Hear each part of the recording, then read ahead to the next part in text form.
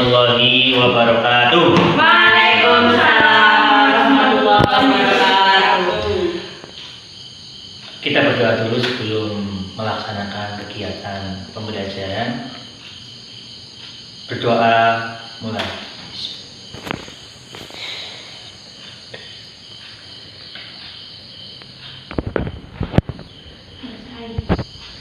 Selesai. Ya. Sebelumnya akan saya absen terlebih dahulu. Yang pertama ada Nurul Aziz hadir. Khairotin Anissa hadir. Nur Endasa Putri hadir. Puji Nur Lestari hadir.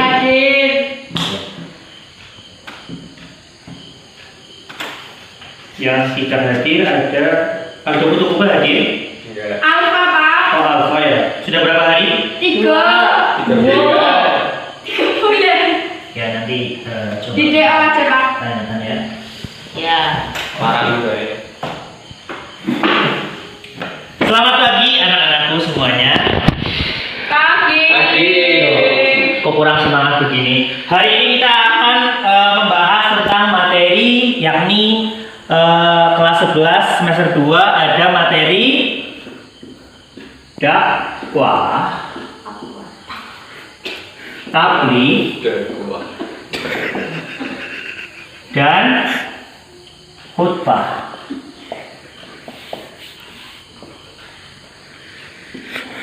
Ada yang tahu tentang ketiga ini apa? Dakwah, tabligh dan khutbah? Belum tahu? Belum. Mau tahu? Enggak lah Pak. Mau dong, masa enggak? Ya, sebelumnya saya punya materi, silakan untuk dipelajari terlebih dahulu. Ini ada 3. Silakan untuk satu meja satu.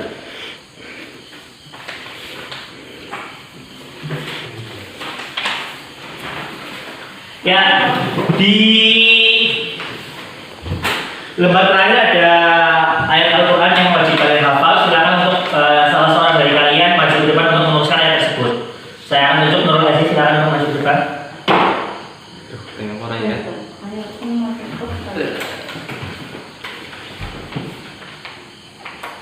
Ini mas. Ya, sembari kita menunggu tulisan dari Nurul Aziz, sebaiknya kita membahas tentang apa itu khutbah, apa itu dakwah dan apa itu tabligh. Ada yang tahu apa itu khutbah? Khutbah. Enggak tahu. Udah tahu? Kalau khutbah itu cenderungnya kalian pernah dengar itu khutbah itu biasanya apa? Khutbah apa? Jumat. Jumat ya, betul ya. Jadi khutbah itu ternyata berasal dari bahasa Arab, yakni khutbah dan merupakan masdar itu dari khutbah yang tobu, yang artinya itu pidato atau ceramah yang isinya tentang keagamaan.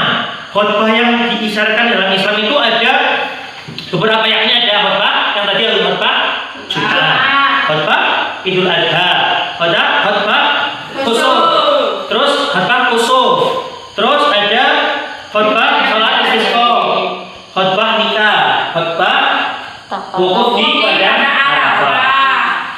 Kemudian tabligh, apa itu tabligh? Ada yang tahu? Menyampaikan. Tabligh ini berasal dari kata kerja balagha yubaligu, yang artinya itu menyampaikan. Menurut istilah, tabligh ini adalah menyampaikan ajaran-ajaran Islam yang diterima Allah Subhanahu wa taala kepada umat manusia agar dijadikan sebagai pedoman hidup supaya memperoleh kebahagiaan di dunia dan akhirat.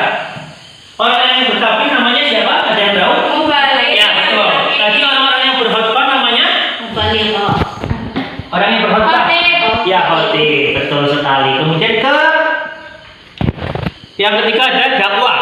Apa itu dakwah? Pak, jangan kecepatan Pak. Oh ya, maaf ya kalau kecepatan. Apa itu dakwah? Ada yang tahu dakwah itu apa?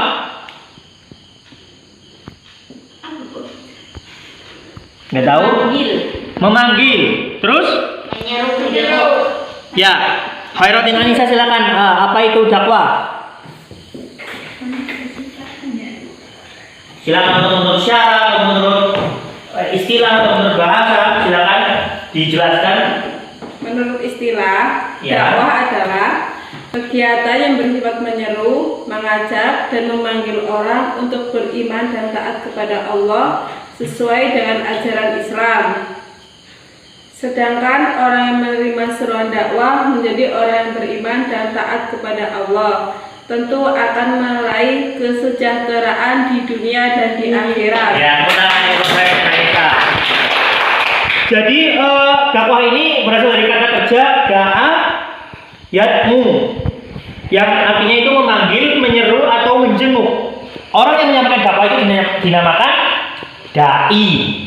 Jadi seperti yang dikatakan oleh Mbak Khairatin Anissa itu, dakwah adalah kegiatan yang bersifat menyeru, mengajak dan memanggil orang yang beriman dan takwa kepada Allah Subhanahu wa taala sesuai dengan ajaran Islam.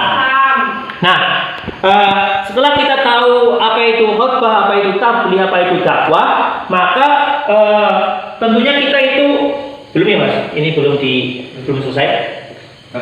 Ya, bersyukur Mas. Ya, sebelum kita terdalil dari dakwah, tabligh dan khutbah, alangkah baiknya kita mengetahui tentang ketentuan-ketentuan dari khutbah, tabligh dan dakwah. Tolong dibacakan Puji Nur Lestari syarat-syarat dua khutbah. Syarat-syarat dua khutbah. 1. Khatib hendaknya suci dari hadas dan najis. 2. Serta tertutup auratnya. Khutbah dilaksanakan setelah matahari tergelincir atau masuk waktu zuhur. Ketika khutbah, hendaknya khatib berdiri jika mampu. Jika tidak usah. Khatib hendaknya duduk di antara dua khutbah. Khutbah diucapkan dengan suara yang keras supaya terdengar oleh jamaah Jumat. Tertib dalam rukunya maupun antara khutbah pertama dan khutbah kedua. Ya, kemudian rukun khutbah sekalian dibacakan. Rukun khutbah.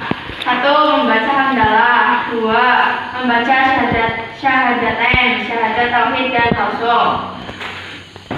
3. Membaca salawat kepada Nabi Muhammad. 4.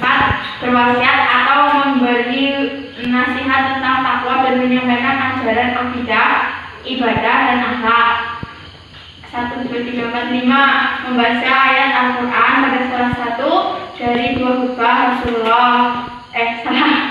Membaca ayat Al-Quran pada salah satu dari dua khutbah. Rasulullah bersabda dari Jabir bin Samurah, katanya Rasulullah berkhutbah berdiri, beliau duduk di antara keduanya, membaca ayat-ayat Al-Quran, mengingatkan dan memperingatkan kabar takut kepada manusia. Terakhir, berdoa pada khutbah kedua agar kaum muslimin memperoleh ampunan dosa dan rahmat Allah Subhanahu wa taala. Sudah. Ya, kalau sudah ya Mas Nurul Aziz. Ya, bagus sekali tulisannya. Jadi rukun khutbah itu yang pertama itu seorang khatib dalam berkhutbah. Ini kita membicarakan tentang khutbah cepat ya. Misalnya, yang pertama itu membaca hamdalah. Setelah membaca hamdalah itu membaca syahadatain. Syahadatain itu isinya syahadat tauhid dan syahadat Rasul. Kemudian itu membaca sholawat kepada Nabi Muhammad Shallallahu Alaihi Wasallam. Lalu berwasiat kepada diri sendiri dan orang lain, atau memberi nasihat tentang takwa dan menyampaikan ajaran akidah, ibadah, dan akhlak. Lalu kemudian membaca ayat Al-Quran pada salah satu atau dua khutbah. Ini Rasulullah SAW bersabda dari Jabir dan Samurah. Katanya Rasulullah SAW berkhutbah berdiri. Beliau duduk antara keduanya, membaca ayat-ayat Al-Quran, mengingatkan dan memperingatkan kabar takut kepada manusia. Yang terakhir itu berdoa pada khutbah kedua agar kaum muslimin memperoleh ampunan dosa dan rahmat Allah Subhanahu wa taala. Ya, kemudian kita beralih ke dalil dari dakwah, tabligh dan khutbah, yakni berada di surat Ali Imran ayat ke 110. Saya bacakan, nanti kalian mengulangi ya. A'udzubillahi minasyaitonir rajim. Bismillahirrahmanirrahim. Kuntum khairu ummatin ukhrijat lin-nasi ta'muruna bil ma'ruf wa tanhauna 'anil munkari wa tu'minuna billahi walau amanna ahlul kitabi lakana khairan lahum minhumul mu'minuna wa aktsaruhum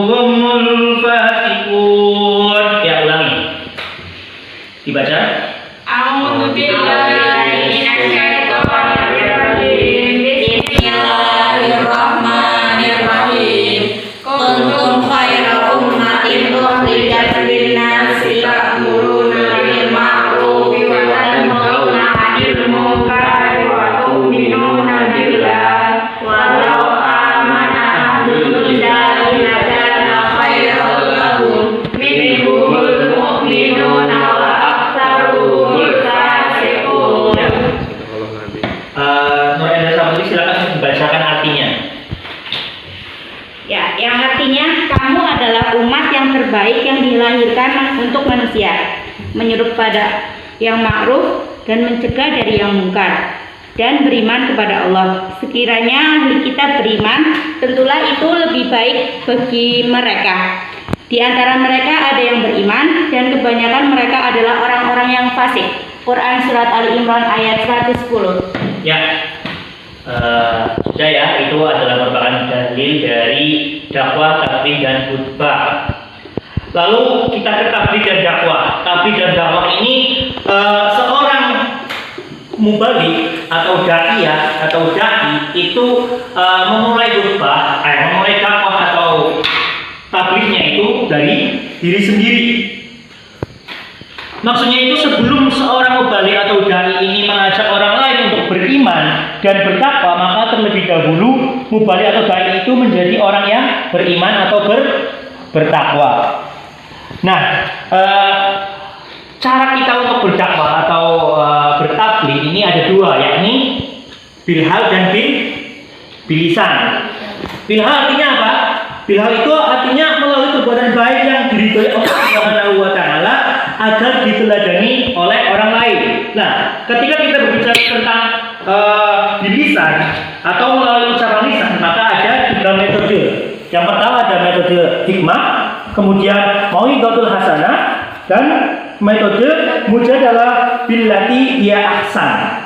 Jadi kalau metode al-hikmah itu adalah penyampaian dakwah untuk mengetahui tujuan dan sarana dakwahnya. Lalu metode mau'izatul hasanah yaitu memberikan kepuasan kepada orang atau masyarakat yang menjadi sasaran dakwah dengan cara seperti memberikan nasihat, pengajaran, dan teladan yang baik.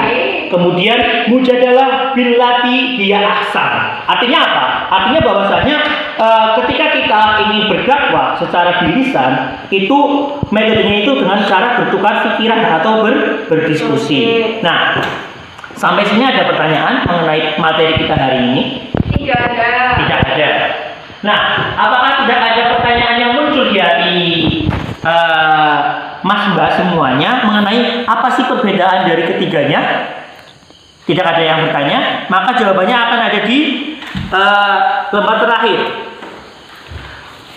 Waktu pelaksanaan sesuai syarat. Waktu pelaksanaan khutbah Jumat misalnya dilaksanakan kapan saja, yaitu sesudah matahari tergelincir atau di waktu duhur dan di hari Jumat. Sedangkan dakwah atau tabligh bisa dilaksanakan kapan saja, tidak memandang waktu.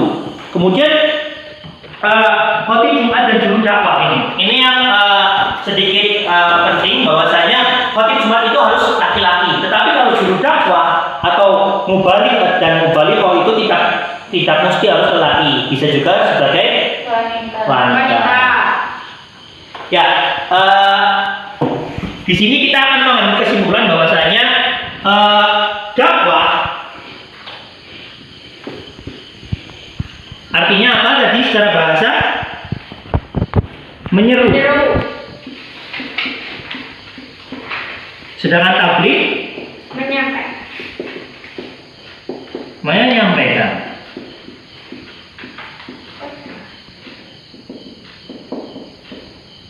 Lalu khutbah artinya apa? Ceramah. Orang yang khutbah namanya siapa? Khotib. Orang yang bertabligh namanya mubalik. Karena ini susah. Terus dakwah orang yang dakwah itu namanya siapa? Dai atau daiyah. Nah, jadi ketika kita setelah diberikan materi tentang dakwah tabligh dan khutbah, maka kita bisa mengambil kesimpulan bahwasanya kebaikan itu merupakan awal dari diri kita sendiri, dan mana kesimpulannya bahwasanya ketika kita ingin membagi kebaikan, ketika kita ingin berbuat baik kepada sesama, maka harus dilakukan kepada diri sendiri terlebih dahulu. Begitu kiranya materi pada hari ini. Apakah ada pertanyaan? Cukup ya. Silakan untuk ya itu materinya untuk dipelajari kembali. Minggu depan kita ulangan tentang materi khutbah, dakwah dan tabligh. Sekian dari Bapak. Mohon maaf apabila banyak kekeliruan. Nantinya silakan untuk dibaca kembali materinya dan dihafalkan kembali dalil khutbah, dakwah dan tabligh di Ali Imran ayat 110. Kita tutup pelajaran pada pagi hari ini dengan membaca doa kafaratul majlis. Silakan untuk pimpin Nurul Aziz. Doa mulai. Subhanallahumma bihamdika asyhadu an la ilaha illa anta astaghfiruka wa atubu ilaik. Wassalamualaikum warahmatullahi wabarakatuh. Waalaikumsalam warahmatullahi wabarakatuh. See you next time. See